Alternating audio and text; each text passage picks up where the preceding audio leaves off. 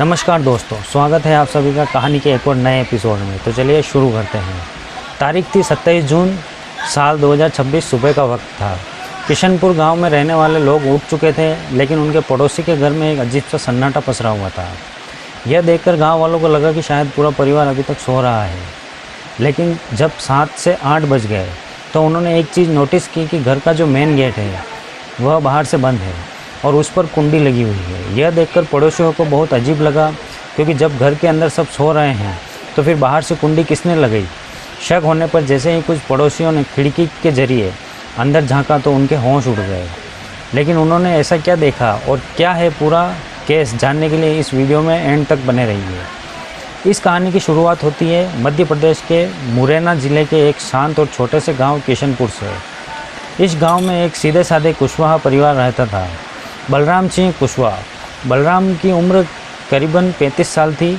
वो दिखने में भले ही आम नौजवानों जैसा था, लेकिन उसके जो सपने थे ना, वो बहुत बड़े बड़े थे। अपने परिवार को एक अच्छी ज़िंदगी देने के लिए उसने दिन रात मेहनत करना शुरू कर दी। बलराम महाराष्ट्र के पुणे में टाइल्स लगाने का काम किया करता था, लेकिन फिर उसने मार्बल पॉलिशिंग का हुनर सीखा और देश की सिलिकॉन वैली कहे जाने वाले बेंगलुरु शहर में वो काम करने के लिए चला गया। वहाँ पे वो संगमरमर के पत्थर को चमकाने का काम किया करता था। मैं आपको बता दूं, बलराम बेहद मेहनती था। बेंगलुरु की बड़ी बड़ी बिल्डिंग्स और आलीशान घरों में फर्श को चमकता हुआ वह जो भी पैसा अर्न किया करता था, उसका एक बड़ा हिस्सा गांव में रह रहे अपने परिवार को भेज देता था। जब बलराम बेंगलुरु में अपने पैर जमाने लगा तो गाँव में उसकी माँ और परिवार को उसकी शादी का ख्याल आया कि भैया आप इसकी शादी करा लेते हैं। उन्होंने सोचा कि बेटा तो अपने पैरों पर खड़ा ही हो ही चुका है, इसलिए अब उसकी शादी करना बिल्कुल सही टाइम है। इधर मुरैना के ही पास में एक गांव है कुतावरा। वहां पर रहने वाले मलखान सिंह कुशवाहा अपनी बेटी रविता के लिए एक अच्छे और संस्कारी लड़के की तलाश कर रहे थे। मैं आपको बता दूं, रविता एक सीधी सीधी घरेलू और बड़े की इज्जत करने वाली लड़की थी। वो ज़्यादा पढ़ी लिखी तो नहीं थी, लेकिन घर के काम काजों करने में बड़े होशियार थी। उसके पिता चाहते थे कि उन्हें अपनी बेटी के लिए एक ऐसे लाइफ पार्टनर मिले जो उसका अच्छे से ख्याल रख सके और उसको अच्छे से समझ सके।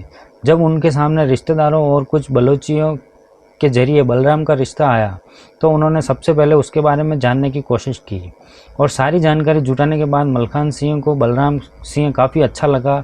उन्होंने उसके परिवार से मुलाकात की और आपसी बातचीत के बाद बलराम और रविता का जो रिश्ता था वह तय कर दिया गया। कुछ टाइम बाद, यानी कि साल 2016 या 17 के आसपास, पूरे रीति रिवाजों, बैंड बाजों और धूमधाम के साथ इन दोनों की शादी हो गई और रविता विदा होकर किशनपुर गांव में बलराम के घर आ गई। शादी के शुरुआती साल किसी खूबसूरत सपने जैसे थे। दोनों के बीच बहुत ही प्यार और बहुत ही अंडरस्टैंडिंग थी। बलराम जब बेंगलुरु में काम करता था तो वो रविता गांव में रहकर अपनी फैमिली को अच्छे से संभाल रही थी। जब भी बलराम त्योहारों या छुट्टियों में गांव आता तो पूरा घर में खुशियां छा जाती। दोनों एक दूसरे की छोटी छोटी खुशियों का बहुत ही अच्छे से ध्यान रखा करते थे। गांव के लोग भी इन्हें देखकर कहते थे कि दोनों की जोड़ी है वह एकदम परफेक्ट है। वक्त बीतने के साथ रविता ने एक प्यारे से बेटे को जन्म दिया, जिसका नाम रखा आरव।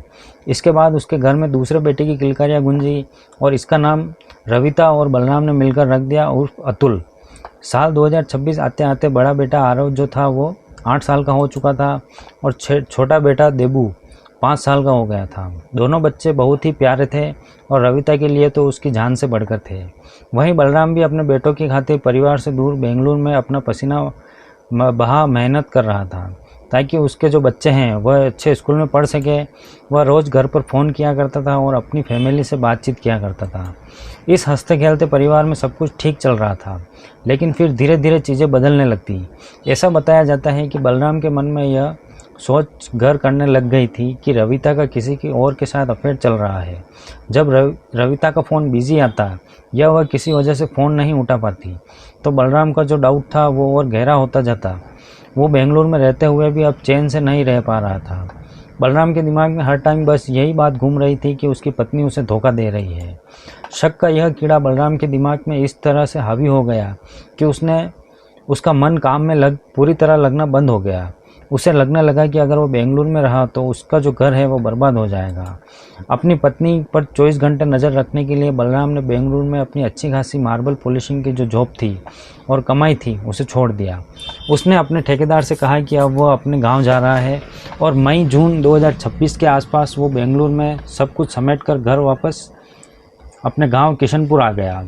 उसका गांव आने के बाद मकसद रविता की जगह और उस पर कड़ी नज़र रखना था। यहाँ पर आने के बाद बलराम का जो बिहेवियर था वो पूरी तरह से बदल चुका था।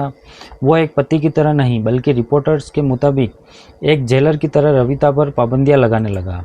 रविता का घर से बाहर निकलना, पड़ोसियों से बात करना या फ़ोन पर किसी से लंबी बात करना बलराम को अब यह बर्दाश्त नहीं था। वो छुप छुप कर रविता का मोबाइल चेक किया करता था कि उसने किससे बात की या फिर किससे मैसेज भेजा। जब भी रविता घर से थोड़ी देर के लिए भी बाहर जाती तो बलराम उसके पीछे नज़र रखने के लिए पहुंच जाता। उसका यह बिहेवियर अब रविता के लिए एक टॉर्चर बन चुका था। उसे समझ में नहीं आ रहा था कि आखिर बलराम को क्या हुआ है, क्यों वो इतना डाउट कर रहा है। हालांकि कई बार रविता ने ऐसा नहीं कि उसे समझाने की कोशिश नहीं की। उसने बहुत कोशिश की कि वह 2 बच्चों की माँ है और उसकी ज़िंदगी में बलराम के सिवा और कोई नहीं है, लेकिन बलराम को उसकी बात पर ज़रा भी यकीन नहीं हुआ था। धीरे धीरे यह बात बलराम के बाकी घर वालों को भी पता चल गई। उन्होंने देखा कि वह बिना वजह रविता पर पाबंदियां लगा रहा है। यह देखकर बलराम की मां ने उसे अकेले में बैठाकर समझाने की कोशिश करी और कहा कि वह रविता पर इस तरह का शक करना छोड़ दे, लेकिन बलराम ने किसी भी बात का कोई असर नहीं हुआ। उल्टा वह अपने ही घर वालों से चिढ़ने लगा। उसे लगने लगा कि रविता ने अपनी मीठी मीठी बातों में पूरे परिवार को अपनी तरफ कर लिया है और सब मिलकर मुझे धोखा दे रहे हैं। अब देखिए, जैसे जैसे दिन बीत रहे थे बलराम का शक कम होने के बजाय और गहरा और साथ ही और ज़्यादा वायलेंट होता जा रहा था। यहाँ से कहानी को ध्यान से सुनिए। इस दौरान दोनों पति पत्नियों के बीच कुछ ऐसा हुआ कि बचा कुचा प्यार भी लगभग खत्म हो गया। रिपोर्ट्स के मुताबिक एक दिन रविता का मोबाइल बज रहा था। उसके आने से पहले ही बलराम ने तुरंत फ़ोन उठा लिया और दूसरी तरफ किसी शख्स की आवाज़ सुनाई दी, जो असल में रविता का कोई दूर का रिश्तेदार था। पर बलराम ने बिना कुछ पूछे ही उस शख्स को गालियाँ देना शुरू कर दी। अकॉर्डिंग टू रिपोर्ट, जब रविता ने अपने फ़ोन वापस मांगा और बलराम को रोकने की कोशिश की तो बलराम का गुस्सा 7वें आसमान पर पहुंच गया और उसने पूरी ताकत से रविता का मोबाइल ज़मीन पर दे मारा।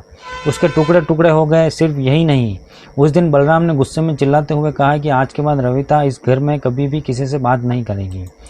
फ़ोन टूटने के साथ ही रविता का अपने मायके वालों से बातचीत करने का जो जरिया था, जो कनेक्शन था, वह ख़त्म हो गया और दोनों पति पत्नियों के बीच का रिश्ता पूरी तरह से टूट गया।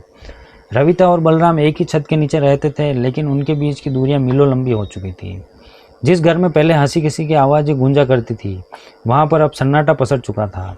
देखते ही देखते जून 2026 आ गया। इस दौरान गांव में एक धार्मिक भगवत कथा का भव्य शुभारंभ हुआ। ग्रामीण इलाकों में देखिए, जब भी ऐसी कथा होती है तो पूरा गाँव अपनी आपसी कड़वाहट भूलकर उसमें शामिल होते हैं। रविता भी इसी उम्मीद में उस कथा में जाने लगी कि शायद भगवान के दरबार में जाने से उसके घर में जो कलेश चल रहा है, जो प्रॉब्लम चल रही है, वो सब सॉर्ट हो जाए और बलराम ठीक हो जाए, पहले जैसा हो जाए। पर पुलिस जांच के मुताबिक इस धार्मिक माहौल में एक ऐसी घटना घटी जिसने बलराम के शक को पागलपन में बदल दिया।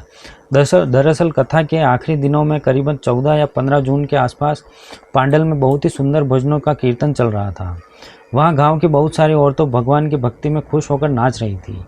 रविता भी उन सब औरतों के साथ वहाँ पर मौजूद थी। भजनों को सुनकर और वहाँ की खुशी को माहौल देखकर रविता भी उस खुशी हो गई और वह बाकी औरतों के साथ भगवान के भजनों पर थोड़ी देर के लिए नाचने लगी। यह कोई गलत डांस नहीं था, सिर्फ भगवान की भक्ति और पूजा पाठ की खुशियों में किया गया एक सीधा साधा डांस था और ना ही उसने इसमें कुछ गलत किया था। लेकिन यहाँ से ट्विस्ट आता है। पंडाल के कोने में खड़े गांव के कुछ शरारती लड़कों ने अपने मोबाइल से रविता का डांस करते हुए वीडियो रिकॉर्ड कर लिया। उन लड़कों ने वो वीडियो व्हाट्सएप के जरिए सीधे बलराम के मोबाइल पर भेज, जिसे देखते ही उसके दिमाग पर एकदम हैवानियत से सवार हो गई, अपना आपा खो बैठा। बलराम ने उस धार्मिक डांस का बहुत गलत और घिनौना मतलब निकाला। उसे लगने लगा कि रविता जानबूझकर गांव के जो मेल्स हैं उनके सामने नाच रही है, उनको अटकाने की कोशिश कर रही है। उसने परिवार की इज्जत मिट्टी में मिला दी। इसी सोच के साथ बलराम ने घर पहुंचते ही रविता पर हमला कर दिया। उसने रविता को बालों से पकड़ा, उसे बेरहमी से पीटा।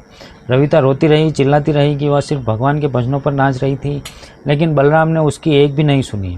घर के अंदर हो रहे इस भयानक टॉर्चर की खबर जब कोतावार गांव में रहने वाले रविता के पिता मलकान सिंह कुशवाहा को लगी तो वह अपनी बेटी की जान बचाने तुरंत ही किशनपुर पहुंच गए और उन्होंने बलराम से बात करने की कोशिश की, लेकिन उसे साफ कह दिया कि वो रविता को अपने घर में नहीं रखेगा। जिसके बाद 17 जून 2026 को मलखान सिंह रविता और दोनों मासूम बच्चों को अपने साथ मायका लेकर आ गए ताकि यह जो मामला है यह आगे ना बढ़े और यह मामला यहीं पर शांत हो जाए। मायके पहुंचकर रविता ने राहत की सांस ली, लेकिन बच्चों का फ्यूचर अब दांव पर था। इसलिए समाज और परिवार के बुजुर्ग दोनों पक्षों की बातचीत कराई। जिसके बाद 24 जून 2026 को बलराम अपने परिवार के कुछ लोगों के साथ कोतावार पहुंच गया।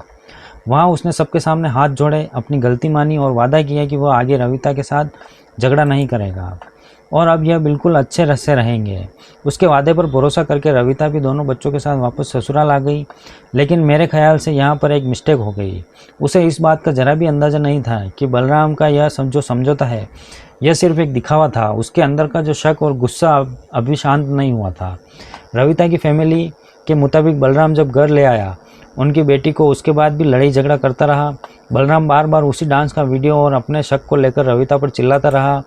वो रोते हुए अपनी बेगुनाही का कसम खा रही थी। एंड अकॉर्डिंग टू रिपोर्ट 26 जून की रात को भी दोनों के बीच इसी बात को लेकर फिर से लड़ाई झगड़ा हुआ जो काफ़ी देर तक चला। रविता ने जब देखा कि बलराम अब शांत नहीं हो रहा है तो अपने दोनों मासूम बेटों को लेकर बिस्तर पर लेट गई। रविता को लगा कि हमेशा की तरह सब कुछ नॉर्मल हो जाएगा। रात के करीब 12 से 2 बजे के बीच जब पूरा गांव सो रहा था तब बलराम की आंखों से नींद गायब थी, क्योंकि अब उसे कुछ बहुत बुरा होने वाला था। उसके दिमाग में इस कदर भूत सवार हो चुका था कि वह सही गलत का जो फ़र्क था वह भूल गया था। बलराम चुपचाप बिस्तर से उठा और उसने अपने घर के कोने में रखी एक तेज़धार कुल्हाड़ी अपने हाथ में उठा ली। उस कुल्हाड़ी से उसने सबसे पहले अपने बड़े बेटे आरव पर हमला किया, अपने छोटे बेटे देवू पर भी हमला किया, जिसके चलते वह भी नहीं रहा। बिस्तर पर हो रहे इस हलचल की वजह से रविता की अचानक आंख खुल गई और सामने का नज़ारा देखकर वो बिल्कुल दंग रह गई। उसने देखा कि उसका पति जो है कुल्हाड़ी लेकर खड़ा है।